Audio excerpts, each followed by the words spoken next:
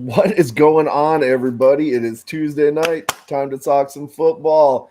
It's your boy SAJ. Shout out to my boy Saul Rock Cardenas and the End Zone helmet painting once again for that beautiful piece of Brahma's technology that we have right there. And we definitely want to give a shout out to Rig Rocker also because some of the things that he's been posting and coming up with and creating have been wonderful, wonderful works of art. So if you're in the mood for some custom glassware, maybe some coasters, some wall art, things like that, make sure you look up Rig Rocker because he is absolutely killing it. And I'm telling you, this boy's going to have to get himself a full-time job because his hobbies are going to wind up killing him more than a full-time job would. So, Rig, shout out to you. Much love to you, my guy. And yeah, lots of stuff to talk about tonight. But first, let's talk about where we're coming from live. And I honestly cannot remember where I said that I was going to come from today. Oh, come on. I texted it to you. You texted it to me. Let's see if you remember. Give me a second. I am coming to you live. Oh, I remember. I can't believe I didn't remember this. For those that remember this San Antonio legend, I'm coming to you live from the Little Hip Studios, home of the Idiot's Delight hamburger.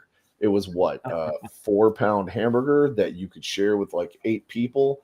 This thing was absolutely ridiculous, and it would put you in a food coma, possibly even make you sick.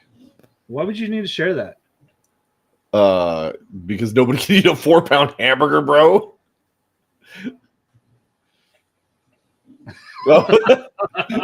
Wow.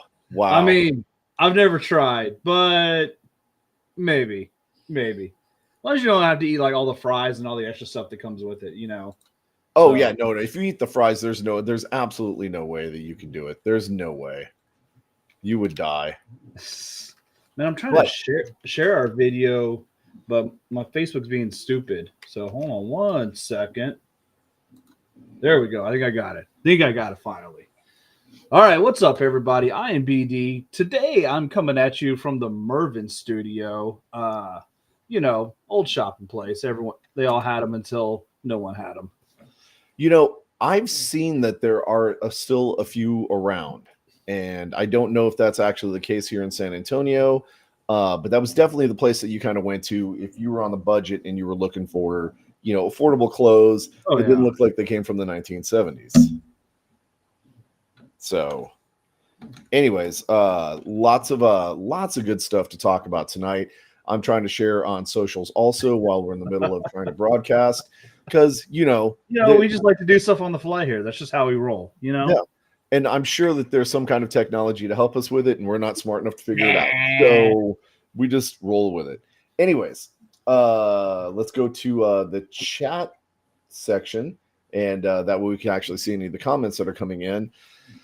First thing we need to talk about. Absolute first thing. Brian, Baltimore. Do we have to talk about this first? Are you really, really going to get me pissed off at the very start of the show? We do. Oh, my God. So, Baltimore, Dallas. What happened, bro? I mean, absolute failure of the entire team. Bottom line. Anybody who saw my post after the game, it was a failure of the offense, it was a failure of the defense, it was a failure of the coaching, and it was a failure of the management. I'm gonna start with the management. What's up? Because obviously, Jerry Jones is all in the what he said we were gonna go all in the offseason. Apparently all into a pile of crap because that's all we're doing. Did not address the running back situation that was so dire. Everybody heard the story. Obviously the running backs that were out there, Derrick Henry, who tore us up for the Ravens, was one of them. After the game, Jerry Jones said, "Oh, well, we couldn't afford Derrick Henry." They didn't even call Derrick Henry. He came out and said that. He was like, "Well, I kind of wanted to play for him, but they never gave me a call." So Jerry doesn't know they couldn't afford him because he never even asked what, he'd be willing to play for the Cowboys for. Maybe he could have taken a discount, maybe they could have given him some little bit of money instead of, a mid quarterback, and used to be number one receiver. I don't know. We haven't really seen that too much this year yet. But again, make the call. See what it would take to get Derrick Henry or one of the other running backs.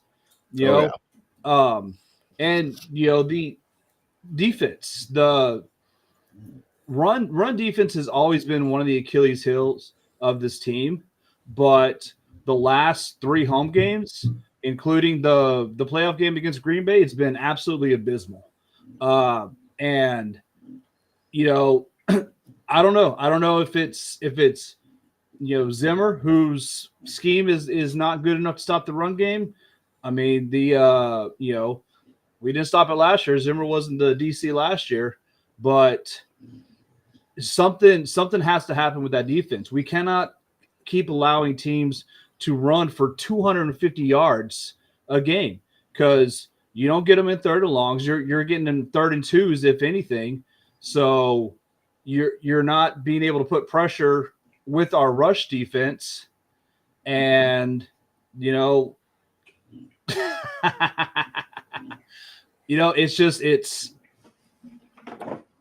not able. We can't effectively defend a team if we're giving up 250 yards a game. It's absolutely ridiculous. We cannot do that, and teams know that now. Teams know if you want to beat the Cowboys, you can run the ball. You can run the ball down the throat, and they're not going to do a damn thing to stop you. But is that really a fair comparison when you're going up against a quarterback like Lamar Jackson, who we know can scramble, who we know can throw on the run? He's in essence, an additional weapon. Lamar, I don't think he has a few rushing yards, but he didn't have a ton. I mean, it was mainly Derrick Henry, and he rushed 14 times for 87 yards. Oh, did he? Oh, dang. Okay. Well, yeah. So but, a lot of those were planned rushes, not necessarily. Some of them were scrambles, but a lot of them were design rushes. So, again, run defense is not holding their spot, not allowing it. I mean, the same thing happened with the Saints last week. So it's not like this was a one-time thing. And even I think who did we play first week? Cleveland. Obviously they didn't dominate the run game, but I think they were pretty successful. So, and then offense, I defended to a point Dak Prescott last week, because a lot of the stuff wasn't really his fault. The turnovers, or at least the first interception wasn't his fault. But at this point, man, if you have 6 points going into the 4th quarter, you're the quarterback of the team. That's your damn fault. All right. It is, you cannot lead this team to 6 points through 3 quarters. And he was missing reads on defense, missing where they were coming from, missing throws. Obviously CD had a fumble in the red zone, which, that could have been points on the board, or at least a field goal. But, Dak's got to be better. CD's got to be better. He was all huffing and puffing on the sidelines, all pissed off and stuff, and, screaming about, give me the ball and all that. I'm like, dude, you fumbled once. There are probably 3 or 4 other passes. They may not count as drops, but he should have caught them. They were in an area where he should have caught the ball. So, CD was in his head this game and was missing balls all over the place. I don't know what the hell Dak was doing until the 4th quarter. But at that point, it's basically garbage points. The Ravens aren't playing as tight on defense as they were to start the game. So I give very little credit for that last half of the quarter or whatever, when they kind of made their run, because the first 3.5 quarters, they were absolutely garbage. And coaching, I'm going to go there. Mike McCarthy was an idiot this game. His schemes, his plans, his play calls, and some of his decisions that he made. 3rd quarter, Cowboys have the ball just across the 50-yard line, 4th down. decide to punt it. They've got the best damn kicker from 50 yards this league has seen in years. What the stat that we posted? He's made 15, 17 straight from 50 yards to start his career. He hit a 65-yarder earlier in the game. This one would have been probably a 63, 64. Doesn't go for it, decides to punt the ball. That 3 points right there, that was the difference in the game. 3 points. So 3 points would have taken you into overtime. Yeah. And I mean, obviously, you don't just tack on 3 points and then, different stuff happens throughout the game. But again, it was a terrible decision, by a coach that just once again got out coached in a big game against a big time opponent. We've seen it time and time again, against these quality opponents, we get out coached, our players get outplayed, and we just get completely outclassed. And it's a failure of the entire team. The entire team. I don't disagree with you, but I do want to at least highlight something that I think is worth noting here. That, I mean, it is a team problem across the board because you'll have one element that's hitting perfectly and the rest of it is falling apart. If you look at Prescott's stats, he was 28 of 51. He bombed for 379 yards. Only got 2 touchdowns, right? But then he got 1 rushing touchdown also. That was all fourth quarter. It was that was all garbage time. He maybe had 150 yards passing before that. The previous 3.5 quarters was abysmal. So true. I mean, you know what? It helped my fantasy teams, but it wasn't. And I'm not saying that Prescott is necessarily the answer here. Okay, he's got his own issues that we know about, and it's not just Prescott. Like 28 to 51, he threw 51 times. Again, I know you're down big, so obviously you're going to throw the ball more. But the Cowboys, our rushing attack, it sucks. I mean, when you're starting Uncle Rico, he started the last 2 games. Yeah, you don't have a rushing attack.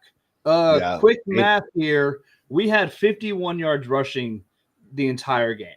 Yeah, that's pretty bad. You cannot base an offense on a rushing attack that only gets you 50 yards a game. Because the other team knows you're not going to be able to run the ball, so we can just beeline for the quarterback the entire time. And you're going to have to throw it 51 times a game. Well, but Uncle Rico caught 3 passes for 24 yards too. Oh, good for him. You know what? I don't care. I don't care. So, and no sacks by our defense, which you've got Lamar Jackson, who is a primary running quarterback.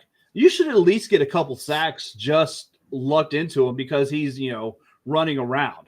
The fact that they got 0 sacks is pathetic. Absolutely pathetic. It was an embarrassment like the entire game. I mean, I get what you're saying. So then I guess the next question we need to ask is, are we at the point where we need to be on McCarthy's suicide watch? Like, is he on the chopping block? Is he going to make it through the rest of the season? He should have been on the chopping block last year, but after these last 2 performances and not just losses, just embarrassing losses to, the Saints and the Ravens, good teams, they're not. The Ravens were in the championship game or the AFC championship game last year, but they're not. They're one of the afterthoughts. It's KC, it's Buffalo, Miami. The Ravens are a good team, but they're not considered the upper echelon of teams. Same with the Saints, and to get absolutely destroyed by those 2 teams, you have to look at who the culture of the team, and that's comes straight from the coach. Yeah. So, I would say at this point, because again, I've had the pleasure of having McCarthy as my coach before, and he had arguably one of the best quarterbacks in the game on staff that helped him really be successful as a coach. And when that, kind of started falling apart, they got rid of McCarthy. They didn't get rid of the quarterback. Yeah. I don't know that McCarthy is long for Dallas at this point. He's dropped two important games that were easily winnable, and it should not have turned out the way that it did. It shouldn't even have been that close, right? You can't coach a team that gets blanked out a quarter and has two quarters and only gets 3 points each, right? That's just not going to happen. I mean, Robert has somewhat of a point here that Jerry is in love with McCarthy, and once he's got that obsession, he's not going to go away. You know what? I disagree with that because Jerry was in love with Jason Garrett before that, and right. But once he fired Garrett midseason. Right. Once that love affair ends, then it's over with. Jerry loves you until he doesn't love you, and then when he doesn't love you, you're gone. Like, it's going to be that quick. So I've got a feeling that we're going to see that happen again this season with McCarthy. I don't think he's going to finish out the season. I think he's going to get canned, and then you're going to have to find somebody to be the interim head coach until they can find somebody else, right? And the problem is they're probably going to get somebody who's good as the interim head coach and then pass them up for somebody else next season for a worse head coach. It's not going to be good in Dallas, but we'll see it at how it works out. Jesse is right. I wish I could get paid like Prescott did and not be good at my job. Yeah. Speaking of people being good at their job, though, and in a surprising manner, Packers are now 2-1 with QB 7. Like, this guy came from out of nowhere. And so I have to give props to our general manager, Guten Kusk, or whatever his name is, for seeing the talent that's there. Matt LaFleur for developing a scheme that works right now with what that quarterback can bring to the table, and an incredible showing from our defense. Good on you guys for winning the games, but I wish we could play the Colts and the Titans. So, I don't disagree. It's not like we had super challenging opponents, but all things considered, you go back to the game this last week. Where the heck are my games? I can't go back to the stats. What's going on here, NFL page? Trying to look at the games from last week and see just how wonderfully we did. Here we go. We beat the Titans 30-14. Okay. And it was done in rather impressive fashion, right? Green Bay, Malik was 13-19, 202 yards, 1 touchdown. He also ran in one of his own touchdowns, and receiving Wilson actually blew up. And you're right. Will Levis, I don't know what was going on there. It was almost as bad as Trevor Lawrence's performance this weekend, which we're not there yet, but yeah, abysmal. Yeah, we'll get there, but abysmal performance from a guy who's supposed to show up. And the problem is, Levis is the best that they have. They don't really have anybody to fall back on. I was just impressed that Willis did as well as he did. And it's going to be an interesting game this next weekend where we play the Vikings. And I believe we are playing. Were we playing in Minnesota? No. I believe we're playing in Green Bay. Yes. So, in Green Bay. Yes, it is going to be absolutely. This is going to be the test. This is going to be the test to find out if Malik has, the actual juice and they've got the right scheme in order to take advantage of Minnesota. Because right now Minnesota is 3-0, which is a surprising 3-0. Yeah. And it's not like they played slack opponents, right? No, they absolutely trounced the Texans this last weekend, which nobody saw that coming.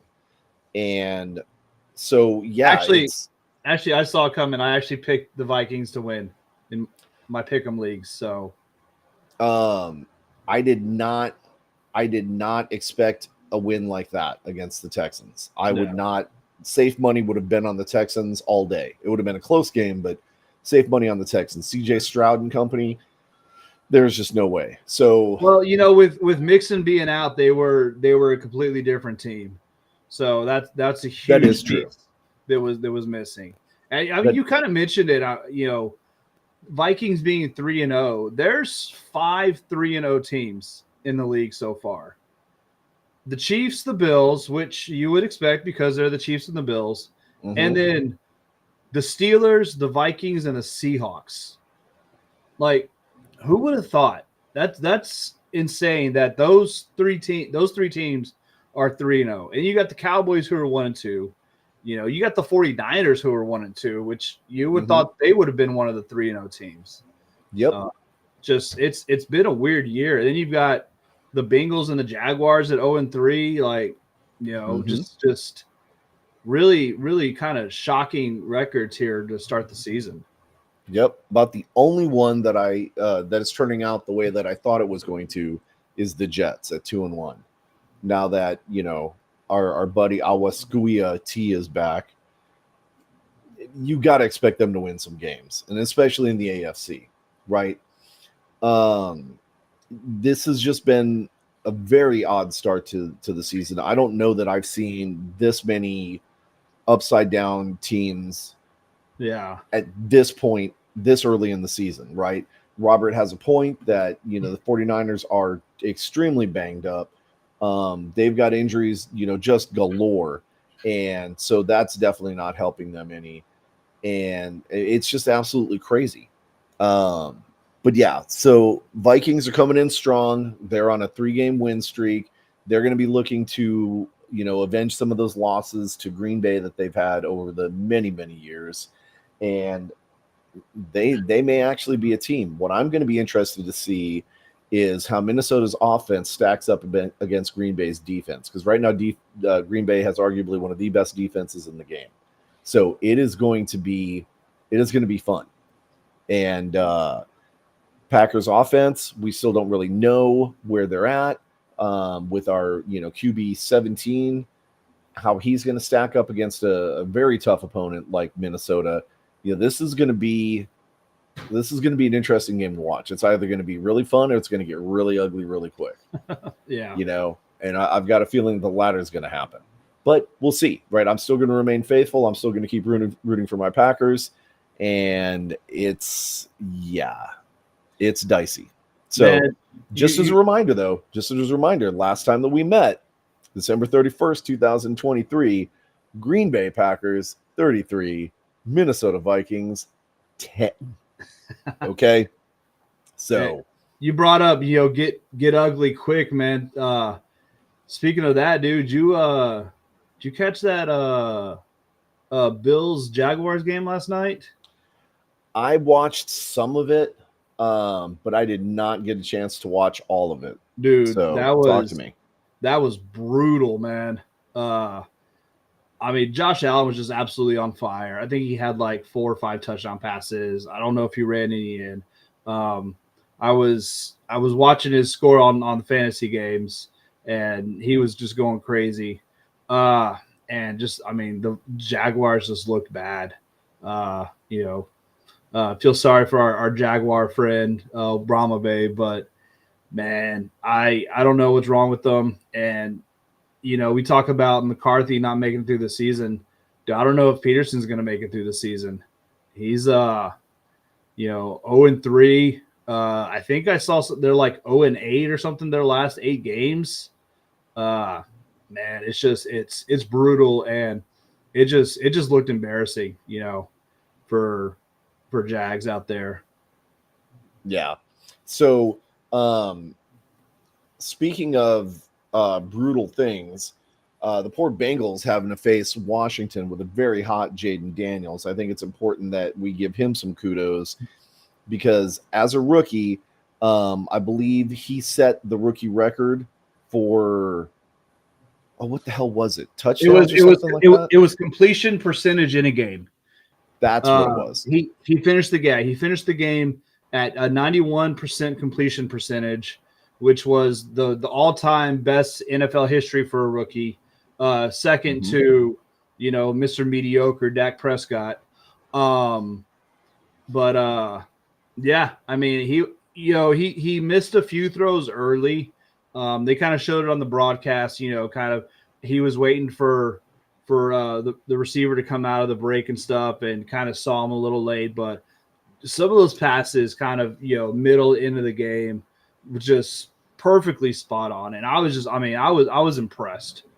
I was watching on my the YouTube TV. They have the multi-view, so I had the Bills Jaguars and then the Bengals Washington, and I was just kind of flipping back and forth. So I was checking both of them out. So yeah, it was great. Yeah. So I mean, I was he missed a couple of passes in the sense that he missed two. He was 21-23, 254 yards, 2 touchdowns. That is phenomenal. Yeah. Phenomenal. So, props to Jaden Daniels, absolutely crushing it as a rookie. And really, you said those 2 passes he missed, like they were misreads. If he would have read it right, God, he could have made those passes. Like they could have been easy receptions if he would have made the right read on them. But he just a little too late. He had to throw it high or whatever. But yeah, he could have legitimately finished this game with 100% completion rate. Yes. So I was going to make a comment about all these Vikings fans that are trolling in here, but I think it's fair that instead of putting the attention on them, we put the attention where the attention is supposed to be due, which is Chicago. Chicago, what's going on, man? You guys pick up Caleb Williams. He's the next Messiah. He's going to carry the team into the Super Bowl. And turns out Justin Fields is doing better than Caleb Williams is. Yeah. What's going on with that? So, I mean, Chicago. They're not a good team. They got beat by the Colts, which is not a good team, even though y'all beat them last week. But that's probably why y'all beat them, because the Colts suck. But hey, Robert says, Bears are who we thought they were, and that's absolutely right. There's a reason they had the number 1 pick last season, and they're probably going to be in the running for the number 1 pick this season. Potentially, Caleb Williams, is he? Obviously, we're 3 weeks into the season, so I'm not going to call the guy a bust yet. I know he had a really good game 1 week, because I thought they were talking about Jaden Daniels, and like him and Caleb Williams have like the highest passing totals through the season or whatever. I don't think that was this week, but it might have been last week or something. But I don't know. Just it's hard to be successful as a quarterback when you have nothing around you. Right. So, it's hard to be. A lot of what's plaguing Caleb Williams right now is not necessarily him. It's the rest of his team. Right. Which we're seeing with Justin Fields, like you said. I mean, Pittsburgh does not have an amazing team, or at least an amazing offense. They've got a great defense, but the offense is way better than Chicago. And you see Justin Fields having a lot of success right now with Pittsburgh. Yeah. Meanwhile, Detroit is sitting at 2-1 also, and they beat the Rams. They lost to the Buccaneers, and then they won against the little tiny baby Kyler Murray and the Arizona Cardinals. So really not a whole lot there. Again, they were in the playoffs as well. You would have expected more from them, and them coming in 2-1, against some decent teams, but not anything that really stands out. You're kind of like, I don't know. You know what I mean? No. So we're gonna have to wait and see this week. Week 4, they're actually going to be playing the Seattle Seahawks. So we're going to find out. And then I'm sorry, I got distracted by Robert's comment. We're going to find out if Detroit is for real or not when they play a real team in Seattle. So that's going to be a fun game to watch. Who would have thought you said that last year, that the Seahawks were a real team, Right. And to come from out of nowhere. Yeah. It's not like, they were, apparently hiding players down in the basement or something like that, and all of a sudden they just showed up once they got everything together. But Robert is right. It's funny how Stroud Little Broad Williams after their game and then got humbled this weekend. I mean, you're not wrong. So speaking of getting humbled, let's talk about that unfortunate event that happened in Houston with the Minnesota Vikings and Houston Texans. That game was absolutely brutal. Absolutely brutal. I don't know that, and I only caught some highlights of it because I just did not get a chance to sit down and watch that game. I was watching the Philly New Orleans game, so yeah. I'm trying to go back to the games. Let me see if I can go back to the weekly schedule. I mean, Stroud, he was 20 of 31, 215 yards, 1 touchdown, 2 interceptions. And, kind of like I said, the reason I picked Minnesota, they're rushing. Without Joe Mixon, they had, I thought the Cowboys' rushing totals were bad. They had 45 yards rushing or somewhere around that. But, yeah, they had no rushing attack. True, but who do the Vikings now have on their squad? Mr. Aaron Jones, former Green Bay Packer, who rushed 19 times for 102 yards. You put a weapon like that on anybody's offense, and they're going to be just astronomically better.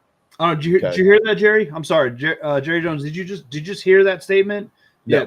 Put a good running back like Aaron Jones on your team, or Derrick Henry, or any of the other 5 running backs that were out there, and you make your team immensely better. Yes. I want to make sure he heard that. So, Yeah. So, and then Robert's comment here. Tunsil had 6 penalties. That's just a normal game for him. I'm actually surprised it was that low. Shots fired, man. Shots fired. So anyways, yeah, Texans got handled very easily. Granted, it's without, their run game. I mean, you look at, their leading rusher was Cam Akers for 21 yards. Oh, shoot. That's nothing. Man, and okay, you're going to find out that as great as Aaron Jones is, our defense is much improved. This is not going to be a cakewalk for you, sir. So just be ready. And you better hope to God that Minnesota wins, because if not, I'm going to spend an hour just roasting you Vikings. I mean, if Minnesota loses to, a 7th round QB, then, yeah. And it will be nonstop, 1 hour of Viking jokes. Just wait and see. Anyways, so yeah, lots of good football this coming up weekend. Obviously, huge grudge match in Green Bay against Minnesota. The Cowboys are taking on the Giants, so there's another grudge match there, and it's 2 1-2 teams. It is, but Giants still suck. They had a good game this past weekend, but the Giants are the Giants. They suck. This needs to be the get right game for the Cowboys. And it's Thursday night, so a little bit of a short rest from the last game, but there's no excuses for the Cowboys. If they don't absolutely dominate this game, then it'll be an embarrassment. Yep.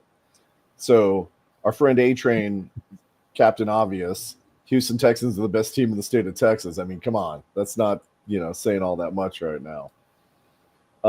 And yes, come on, like that's a given too, We'll see about that. CJ Stroud, okay, I'm not even going to engage with you on that one because Stroud is better than Prescott. Come on. Right. You know what?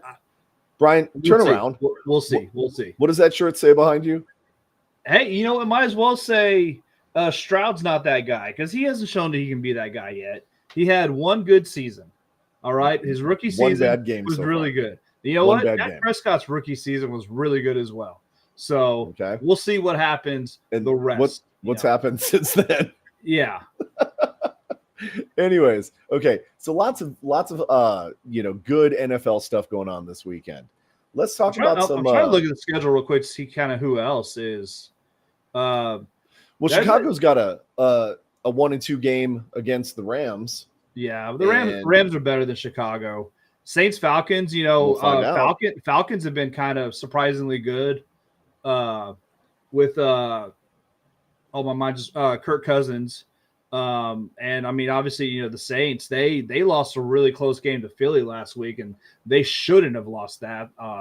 They kind of had some dumb coaching decisions towards the end of the game. I don't know if you watched that game, but they had the ball left with like just over 2 minutes. They could have run the clock to very little left in the game, kicked a field goal to take the lead, and they decided to just throw it for a touchdown and then let Philly go straight down the field and score a touchdown. So, you've got Jaguars and Texans, division game. Kind of feel sorry for the Jaguars. I think they're going to go 0-4 with that one.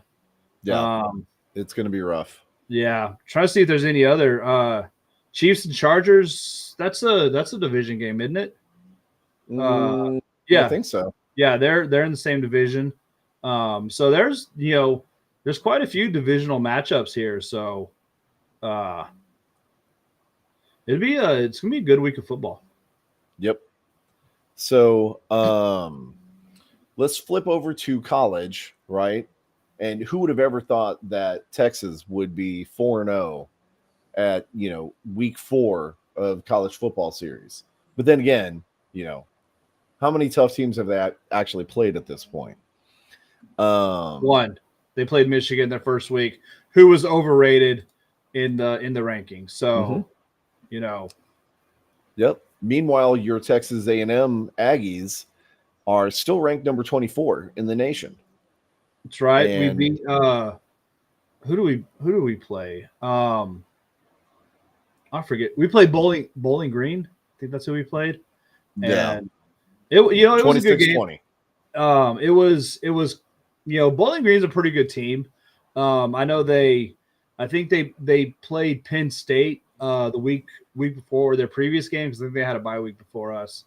And I mean, Penn State, they're top 10 team in the nation, and Bowling Green, kind of was in that game the whole time too. So it's a tough team, and Aggies had to fight for it, but it was a real good game. Reed, kind of following his performance in Florida, just kind of picked up where he left off. He was, really, really been impressed by this kid. So, yep. That Michigan USC game turned out to be just as good as you said it was going to. Michigan did pull it off 24-27, but it was a battle. And I know our friend Rig, who's an Ohio guy, was rooting against him the entire time, but it was a pretty close game. It was pretty nice to watch. Yeah. Meanwhile, Tennessee, OU got their first taste of the SEC and kind of got trounced by Tennessee, 25-15. Yep. And I mean, looks like through most of the game, it wasn't even that close. I mean, Oklahoma scored 3 points up until the fourth quarter. So, hey, welcome to the SEC there. And you've got to stay. That had to be good to, for you as a Texas guy, seeing OU get trounced like that. Oh, anytime something from Oklahoma gets beat, I get a little happy inside. So nice. And then so there's obviously some more going on, with the college football teams and everything, but I definitely want to highlight UTSA beat Houston Christian University 45-7, which probably that should have been more. UTSA is coming back from a 2-loss record, and one of which was to Texas. And so, the week before they lost to Texas State, which was just a surprising loss. And so this is probably their, kind of get right game and figure out, what we're going to do next. And so next week they're going to be taking on East Carolina, which should be a pretty good game. I don't know that it's going to be too big of a challenge for UTSA, but it will get them ready for that Rice game, which should be a solid game. Meanwhile, Texas State we're looking at. Jay, while you're looking that up, I was just kind of looking back in the chat, and I missed A-Train's comment here. I think he's talking about my lovely Dak Prescott shirt. Miss 210 Brahmasita made that shirt for me last year after the 49ers game. So that's how I have a shirt that says that. Yep. So our friends up the road in San Marcos, they actually wound up losing to Arizona State 31-28. So that was a close game, and it looked like there was a lot of good stuff that came out of that. See, talk about Texas State, Mike G. He heard. He was like, "What? Oh, I hear you talking about my people." Yep. And one team that we don't talk about enough here is University of Incarnate Word. I thought you were going to say Dallas Cowboys. We definitely don't talk about them enough. No, we talk about them too much. No, impossible. No. You can't talk about a last place team like that. And they're not last place, happy. All right. Anyway, like third or something. UIW beat Northern Arizona, and they're so far are on track to repeat like what they did last year. I mean, so far they've played 4 games, and they have not lost a single game yet. And I take it back. They did lose one to Southern Illinois. And that was a fairly close one. They lost 35-28. But then they turned around and trounced Northern Arizona 38-14, and they've got Prairie View on the schedule next. So they've got some really good games coming up, but it looks like they may potentially kind of repeat what their season was like last year, which was a pretty solid season. Back to the FBS series.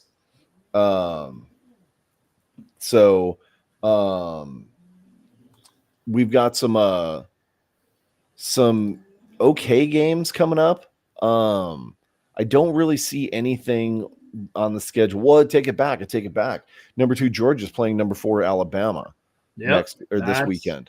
That's going to be the game. That's the game of the week. So, and so other than that, I don't really see anything that necessarily is a big standout. BYU is playing Baylor. That could wind up being an upset and in Baylor's favor. Let's see who else we got. A&M's playing Arkansas. That's our annual game up in Jerry World.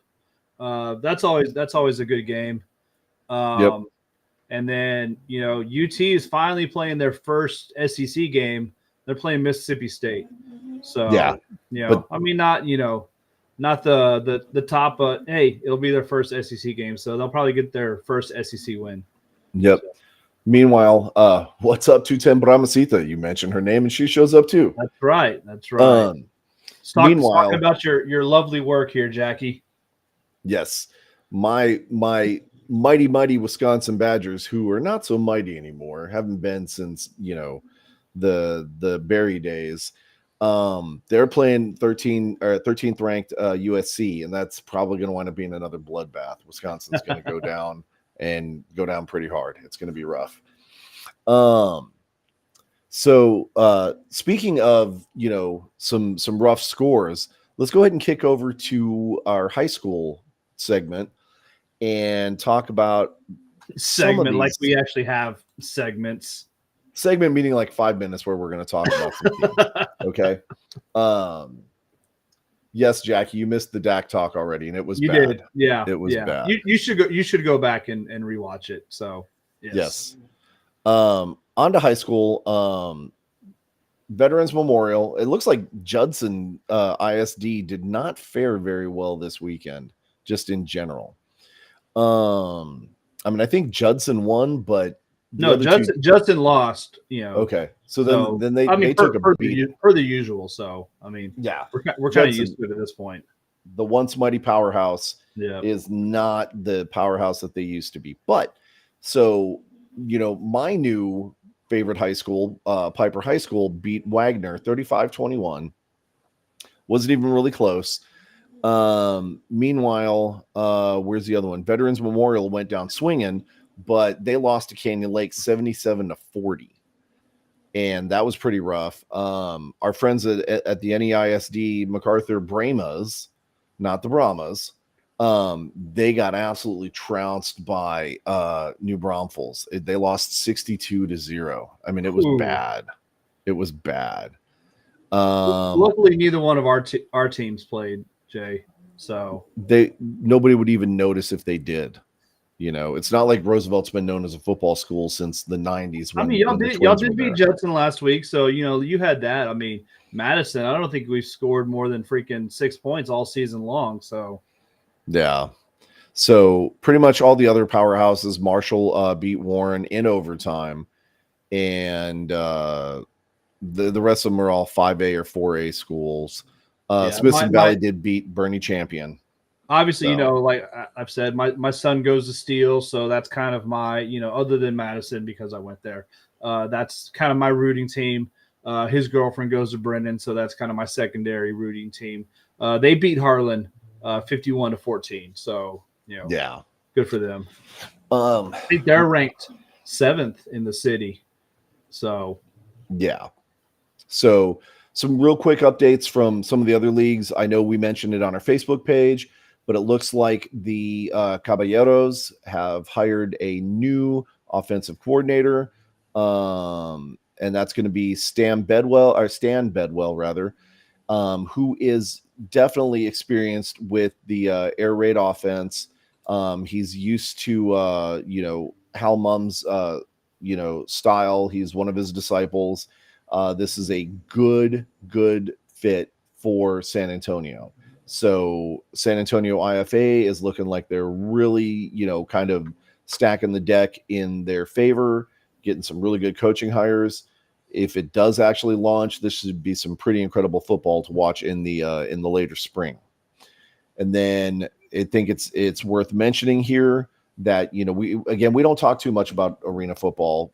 What information we do talk about, we usually try and get from our friends over at Pro Arena Talk and our friend Bobby Otten, who really keeps us connected with all of the indoor football league stuff.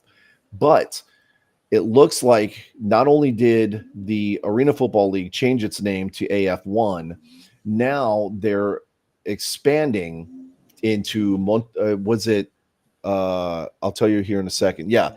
They are expanding into Monterrey with the Monterrey Kings, right? So now they're going international.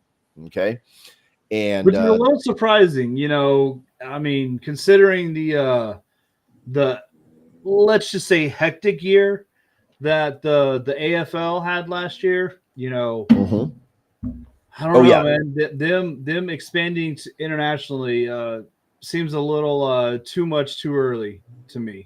And this could be the downfall. I mean, we simply don't know. But AF1 is trying to do everything they can to distance themselves from the nightmare that was the AFL and trying to show that this is a completely different product. I mean, they brought in a lot of different teams, this Monterrey team being one of them. And they're even talking about expanding north into Canada, right, with some of these expansion teams, because they're looking to probably get back to the 4, 8, 12, 16, potentially 17 teams, because they don't say where they're going to be putting this AFL expansion team in the rankings. But I mean, they just added a couple of teams last week. They're already adding this Monterrey team. They're talking about expanding into Canada. So, I mean, this could be a humongous league, or it could be a humongous disaster. So all we can do is just wait and see what happens. But definitely, football is starting to expand across the borders. We know that I believe it's EFL just had their championship game this last weekend, and Canadian Football League had theirs. Was it? I think it was this last weekend also. I'd have to go back and look. Leagues obviously we don't really talk too much about, but we try and keep an eye on because there have been some players that have come to the NFL from those leagues. Yeah. But that being the case, we're starting to wrap up those seasons. That way, everybody can really focus on the NFL and the launch of the UFL here in a little bit with some of the drafts and everything that are coming up. Yeah. We are starting to see a little bit, kind of some stuff with like the gunslingers and signing players and stuff. And, they signed a couple quarterbacks this past week. Guy Myers and George Reyna, which, oh, yep, there you are. Thank you, A-Train. I don't know. That's kind of signing two quarterbacks. What's Castronova going to do? That's an interesting question, and that's something that you and XFL Mike G and I have been talking about. What does this mean for the Gunslingers and specifically Castronova? With bringing in some new quarterbacks, it could mean that Castronova's time here in San Antonio is over with. It could mean that they're trying to bring in a different look to run a couple of different offensive schemes, maybe. Maybe they're trying to, change the way things are being done at the quarterback level. It's a couple of different implications. And it could just be training camp signings. Obviously you're going to have a backup quarterback, so maybe one of these two guys are going to fight out a spot for backup. So we haven't heard one way or the other what Castronova is going to do. So he's still on the team. So yeah, for right now, Castronova is still QB1, and until further notice, that's the way it's going to stay. So we're definitely going to have to see, how that kind of breaks down, how that works out. Thank you, Alternative Football Network, for the compliment. We definitely appreciate that because we really just kind of consider ourselves just opinionated hacks. So thank you for the vote of confidence. But again, right, there are some rumblings. Things are going to start picking up here in the next couple of months as, the arena teams start preparing for their season start in usually, May, June. We're going to start hearing some more stuff about the UFL as they start, adding, the draft that's going to be coming up. And I'm really surprised I haven't heard more from the different combines that have happened. Last year, we seemed to get a little bit more information from those combines, but then again, we were at some of the combines, so that probably helped out a lot. And this year, obviously, we couldn't make that kind of travel because they had like 7 of them, and it was really hot and miserable. And who wants to go watch, people doing, their tryouts? So, but yeah, so we kind of had our fill of travel during the regular season too. So there was that. Yes. Well, speaking of having our fill of things, I think it's time that we have, SAJ's I'm sick of fantasy football moment now. I know what you're talking about. I love fantasy football, Jay. How could you not love fantasy football? I absolutely despise fantasy football. I lost 2 games this week, and it was on the last games. Okay? Absolutely miserable. Okay? I mean, I wouldn't say one of your losses was on the last game. No. It was in a different league, not our Alternative Football Network league. That one, no, I absolutely got trounced, and I think I got trounced by the biggest point spread. I got beat 184.42 to my measly 74.08. It was absolute. In fact, I had one player that was an active player who scored 0 points, and it wasn't the only one. I mean, it was absolutely miserable. I played against someone who had a player that scored 0 points, and I actually lost that game. It was the only game I lost this week. But they also had Dallas Goedert and Saquon Barkley going. So both of those more than made up for the Rashid going for 0. Yeah. But I went 3-4 this week. Had a couple really good games. I actually almost went 4-4. I needed Jamar Chase and Brian Robinson to have monster games last night.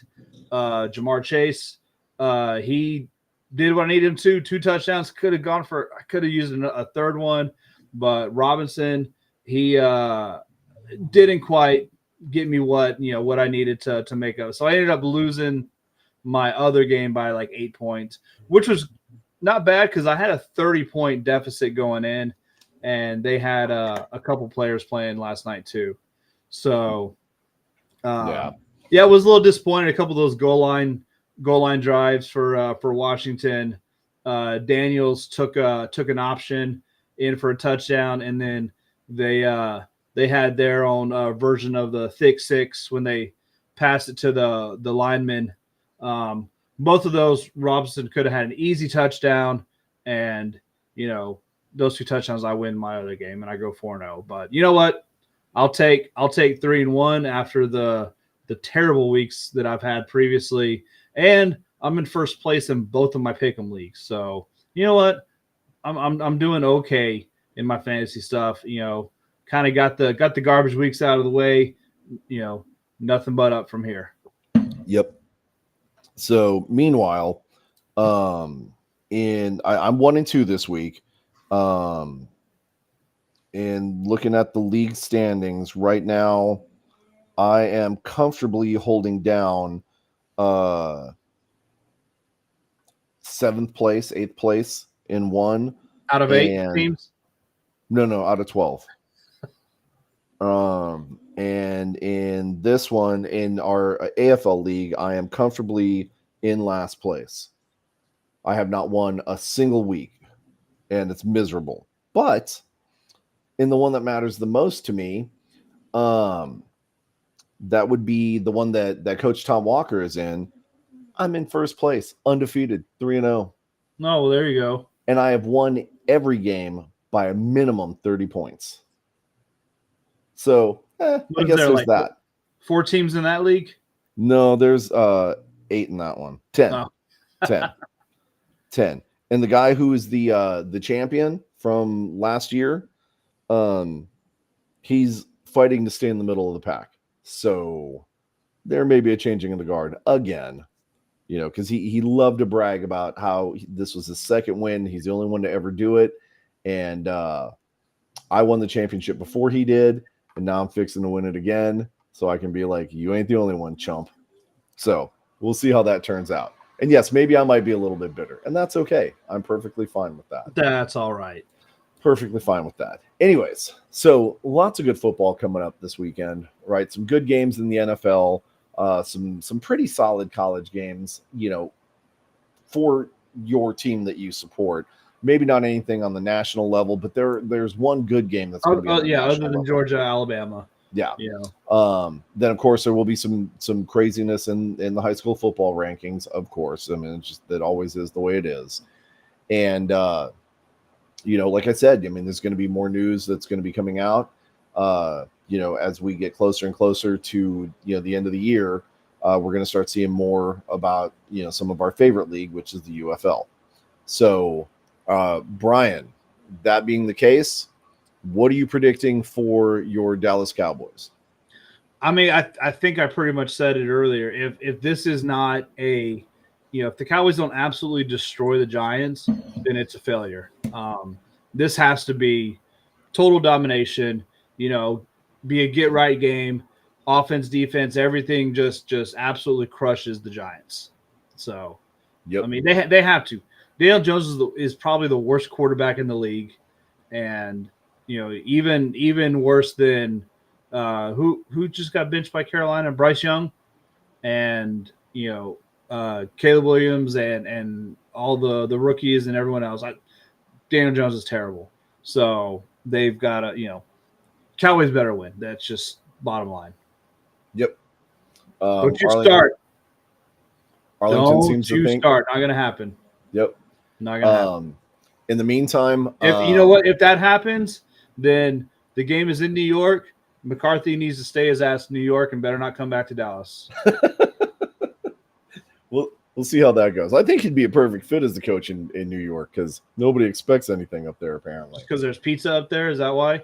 Well, I mean, there's definitely some food for him there. But there's food for him anywhere. Yeah. Meanwhile, in the NFC North, we've got what could turn out to be a pretty ugly game in Green Bay with Minnesota. Obviously, I'm rooting for Green Bay. I don't know that it's going to turn out in our favor. We'll see what happens. But I definitely think that Minnesota is going to be tested by our defense. And so it's going to be good to at least see what our defense can do, right? We've had some pretty easy games, and our defense is absolutely just, trounced. Last 3 games total, we've had 7 interceptions. I believe 2 of them returned for pick sixes. All of last year, we had 6 interceptions total for the entire year. So we've already eclipsed what we did last year. Man, that's what I'm missing for our team, man. It's just we're not getting the fumbles, we're not getting the interceptions, and even we're not getting the sacks and pressures that we've seen last year in the past. And it looked good against a crappy Cleveland team, but so far the Mike Zimmer experiment isn't working out too well. So we'll see. Yep. Maybe if the Giants win, hopefully the whole staff gets left behind in New York. We'll see how that goes. Maybe the whole team just gets left behind. Jerry just comes back alone. I'd support that. Yep. But we also have a pretty interesting game in Detroit and Seattle, right? Provided Seattle stays on their tear, goes 4-0, that's going to help us because Detroit's going to drop to 2-2, and depending on what Green Bay does, we may go to 3-1 or 2-2 and be tied, right? Meanwhile, the Chicago Bears are going to be, comfortably holding down the basement spot, and I'm okay with that. Where they should. Yeah. So, I despise Minnesota. I despise Detroit, but I hate Chicago. Okay. Not any of my Chicago friends or anything like that. It's that rivalry. We've been there forever. And one thing I forgot to mention last week, we were talking about, the fastest to 800 wins, right? It looks like Chicago beat us to 700 wins. Yeah. A couple of years ago. I think you sent that to me kind of during the week. Yeah. And it looked like Chicago was going to stay ahead. And then this last couple of years, man, we just surged forward and just passed up to 800 wins. We just last year was an absolute, dream scenario for us to get us to 800 wins first. And so sorry, Chicago, once again, right? Your 85 Bears don't matter. So I've got what you sent here. So yeah, Chicago beat y'all to 700 wins. By the time Green Bay got 700 wins, Chicago had 732. Mm-hmm. So they had a 32 game lead on you guys, and y'all still beat Chicago to 800. Yep. So, because that's what true champions do. They dig in and they win. So that being the case, I think that pretty much wraps it up. So shout out to all of our friends. First and foremost, thank you to all of you fans for watching us. We appreciate every single one of you. And this is now episode 80 in the books. We're getting closer and closer to episode 100, the golden episode. We also want to shout out to our friend Saul Rock Cardenas and the End Zone helmet painting.